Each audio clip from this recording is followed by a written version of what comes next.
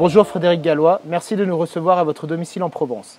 Vous êtes un ancien commandant du groupe d'intervention de la Gendarmerie nationale, le fameux GIGN. Pouvez-vous vous présenter à nos auditeurs? En effet, je suis un ancien commandant du GIGN. J'ai quitté maintenant, il y a pas loin d'une dizaine d'années, l'institution, après avoir été pendant presque une quinzaine d'années en fait, dans cette unité. Et puis ensuite, j'ai rejoint le secteur privé, notamment celui de la sécurité privée, où j'ai travaillé à l'international pour apporter de la protection à des entreprises françaises qui étaient déployées en zone à risque, notamment en Irak, en Libye, en Afrique. Et voilà, ça fait maintenant une dizaine d'années que j'ai une deuxième expérience, une deuxième vie dans le secteur privé. De quelle qualité faut-il faire preuve pour intégrer le GIGN? Alors pour intégrer le GIGN, il faut tout d'abord avoir de véritables qualités physiques. La sélection, elle est d'abord sur des tests qui sont assez poussés sur le plan physique, mais cela ne suffit pas. Il faut aussi avoir des compétences, on va dire, mentales. Il faut avoir beaucoup de volonté. Il ne faut pas être uniquement un sportif de haut niveau, mais il faut aussi avoir une certaine rusticité. Il faut être capable de travailler en extérieur dans des conditions compliquées. Donc un mental fort et puis tout cela allié à une forte motivation.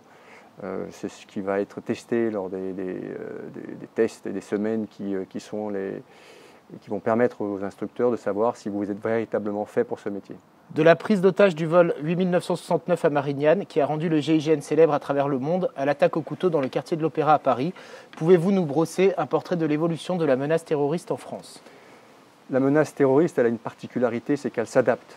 Alors elle s'adapte à des évolutions extérieures à elle-même, par exemple l'évolution du cadre réglementaire ou législatif qui permettent d'augmenter le niveau de protection.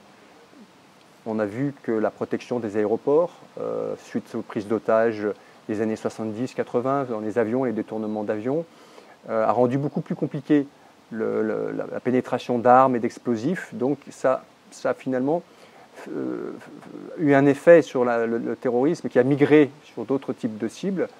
Donc il s'est adapté à ce changement. Et puis des changements aussi intrinsèques. On a vu que le terrorisme a plusieurs catégories, le radicalisme politique, notamment le radicalisme aujourd'hui des mouvements d'extrême gauche, les Black Blocs, on a vu sur les zadismes, etc. Mais surtout le terrorisme aujourd'hui qui nous interpelle le plus, c'est celui qui est issu de l'islam radical. Et avec des particularités, notamment le retour de la notion de martyr, avec la dimension suicidaire en fait, de ces attaques, qui est en gros une caractéristique nouvelle depuis les années 90 et qui a eu un impact sur la manière de gérer, en fait, de traiter ces opérations. Pour répondre à cette évolution, le GIGN s'est adapté avec la création depuis 2016 d'antennes de proximité dans le but de pouvoir intervenir rapidement sur tout le territoire. Vous parlez d'ailleurs, me semble-t-il, de guerre du temps. Pouvez-vous nous expliquer l'importance de ce facteur temps en cas de menace ainsi que l'importance des primo-intervenants? Le terrorisme s'est bien rendu compte que lorsqu'il s'inscrivait trop dans la durée, il perdait finalement très souvent la bataille. Il n'arrivait pas à s'inscrire dans la gestion de crise de longue durée. Et donc, il a changé de stratégie en se disant il faut taper fort tout de suite et obtenir le maximum de gains finalement dans les premières minutes. Dans ces premières minutes, d'un point de vue de l'objectif des terroristes, on doit faire le maximum de dégâts et on doit obtenir un gain symbolique. Par exemple en se confrontant à des forces de l'ordre et en montrant qu'on peut gagner un rapport de force instantané, sachant que dans la durée, ils allaient perdre. Il a fallu donc réadapter la capacité des unités antiterroristes, dans un premier temps, en leur donnant la possibilité de se déployer beaucoup plus rapidement. Et donc, en fait, décemer une capacité spéciale dans le pays, avec des antennes régionales que la police a développées, que la gendarmerie a développées, permettant justement une riposte de proximité. Ça, c'était la première évolution. Mais il y a aussi une deuxième évolution, et là qui touche les forces de sécurité publique en général, c'est de durcir la capacité des primo-intervenants. C'est-à-dire que là, la capacité du policier qui est dans la rue, du gendarme, d'intervenir immédiatement sans avoir à attendre le renfort justement d'une unité spéciale. Ça, c'était véritablement une révolution dans le mode de gestion des attaques terroristes, parce qu'on s'est rendu compte qu'on ne pouvait plus s'inscrire dans le temps. En fait, pour résumer, l'attaque terroriste, elle s'arrête dès la première confrontation armée avec un policier ou un gendarme qui est capable de traiter. Et donc il faut amener le feu le plus vite possible pour éteindre en fait la progression de l'attaque terroriste. Dans le cas de l'attaque terroriste du Bataclan, l'on sait que les terroristes ont assassiné 90 otages durant les 20 premières minutes, jusqu'à l'intervention d'un commissaire de police entrant dans le Bataclan et ouvrant le feu. Quelle a été la conséquence de cette primo-intervention sur le déroulement de l'attaque? Alors, je ne connais pas dans le détail les effets de l'intervention de ce commissaire, je crois aussi de son chauffeur, mais ce que l'on peut souligner, que probablement elle a permis de fixer l'ennemi, probablement de tirer aussi un premier renseignement, du renseignement, parce qu'ils sont quand même rentrés à l'intérieur du Bataclan, a priori même quelques secondes, mais suffisamment pour observer, et donc de faciliter la préparation de la deuxième phase, c'est-à-dire de l'intervention lourde. Donc ça a forcément eu un effet positif. Je crois que dans tous les cas, que s'il y a bien eu un héros dans cette soirée, ce sont ces deux hommes-là qui ont eu le réflexe extraordinaire d'aller au contact, bien qu'ils étaient dans un rapport de force extrêmement défavorable. À ce titre, les propos de Donald Trump concernant le Bataclan vous ont-ils choqué? Alors, les propos ont été maladroits à la manière du président Trump, c'est-à-dire sans prendre des formes, alors qu'il y a quand même une sensibilité extrême de ce qui s'est passé. Donc on peut peut-être déplorer cette manière d'évoquer ce sujet, mais ce qui est surtout intéressant, c'est le fond. Ce qui est au fond, ce qu'il veut dire, c'est que sur un plan purement tactique et opérationnel, on sait qu'une défense de l'intérieur est beaucoup plus efficace qu'une défense qui vient de l'extérieur. C'est une évidence.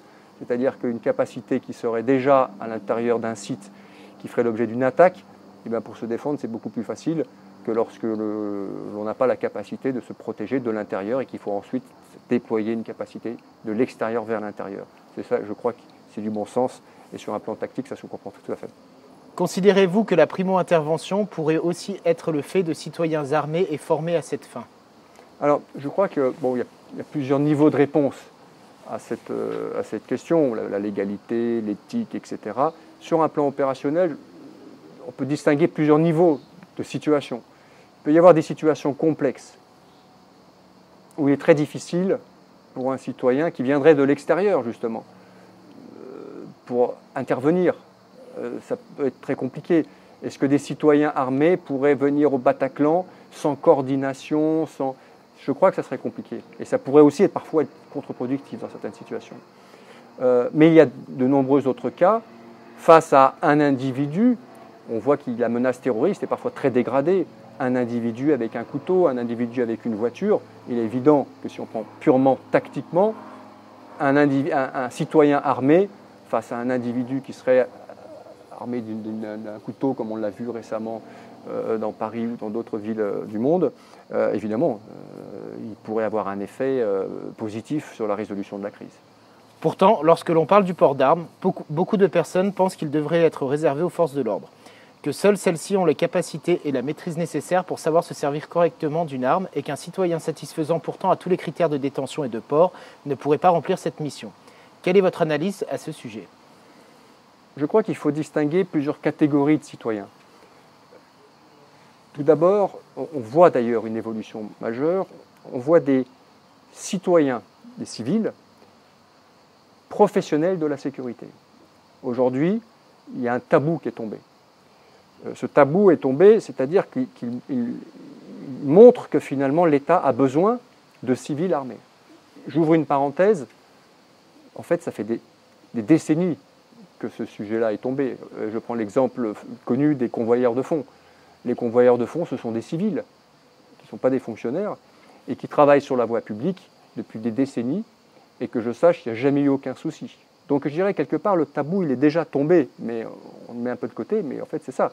Donc en s'appuyant sur cet exemple, on voit bien qu'on est capable de faire émerger des professionnels civils de la sécurité qui peuvent apporter du service armé. Et d'ailleurs, la législation est en train de changer, et on voit aujourd'hui des agents de protection, des agents de sécurité armés qui se déploient discrètement, mais aujourd'hui qui se déploient sur des des sites touristiques. Je crois qu'il y a Euro Disney, je crois qu'aujourd'hui il y a des sites notamment nucléaires, il y a des sites comme le CEA, etc., qui bénéficient de l'apport, en tout cas du service de société de sécurité qui commence à émerger et qui fournissent, avec la légalisation tout à fait des préfectures, un service. Donc oui, déjà cette première catégorie, je crois qu'elle va se développer et il faut qu'elle se développe. Après, il y a une deuxième catégorie, c'est le civil lambda.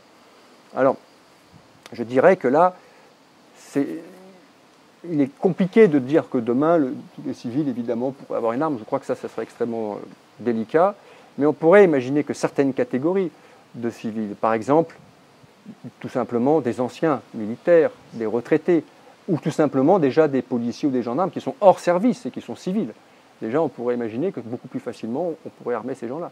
Et puis, il pourrait y avoir des catégories de gens qui pourraient faire l'objet d'une sorte de permis, comme on a un permis de conduire, et qui pourraient, en effet, demain, avoir une compétence avec une justification pour porter une arme à titre d'autodéfense. C'est quelque chose, sur mon avis, qui mérite d'être développé. Pour résumer et conclure cette interview, êtes-vous à titre personnel pour le port d'armes citoyen et pourquoi? Alors, mon principe, il est simple. Il est de dire que l'État, à mon sens, doit garder le monopole de la violence, entre guillemets, notamment dans le cadre de l'intervention. Je crois que lorsque je parle de l'intervention, c'est-à-dire la situation où on doit prendre l'initiative, l'action offensive, une arrestation d'individus, une opération de police, une opération de guerre. Je crois que ça, c'est le monopole de l'État et que le civil, en tout cas le privé, ne pourra jamais rentrer là-dedans. Par contre, l'État n'a pas le monopole de la défense et de la protection. La preuve, le cadre légal autorise la légitime défense, autorise au fond un citoyen à se défendre. C'est pas pour rien. Et donc, mais néanmoins, le problème qui est posé, c'est qu'il autorise de manière très étroitement le port de l'arme. Donc je crois qu'il faut mener une réflexion pour d'abord passer des paliers, autoriser des civils professionnels de la sécurité, je crois, et déployer vraiment cette capacité. Ensuite, cibler des civils qui ont une raison de se protéger. Et on a des civils qui ont des raisons. D'ailleurs, l'État délivre des ports d'armes, mais au compte-gouttes. Mais s'il le fait, c'est qu'il y a bien une possibilité. Donc je crois que là, il y a une possibilité d'élargir et de standardiser, de mettre des normes et de labelliser en fait une sorte de port d'armes pour des raisons qui seraient légitimes. Donc je crois que le tabou est en train d'être tombé. Je n'imagine pas un port d'armes généralisé. Je crois qu'il serait extrêmement dangereux. Mais de manière extrêmement contrôlée, je pense que l'État doit faire confiance à certaines catégories de civils pour les autoriser à porter une arme. Vous êtes donc favorable aux propositions de notre association qui cible justement ces personnes? Je trouve que votre association apporte des éléments de réflexion qui sont extrêmement utiles parce qu'on a besoin demain de poser cette question du rapport de l'usage de la force. Et je trouve que vos efforts et je trouve que votre association contribue vraiment à poser le débat de manière dépassionnée et dans une situation où on voit bien que des citoyens peuvent être menacés. Et il faut trouver des pistes pour pouvoir augmenter le niveau de sécurité des citoyens. Donc moi je remercie cette association qui pose le sujet et qui permet d'avoir un débat construit. Merci Monsieur Gallois. À bientôt. Je vous en prie.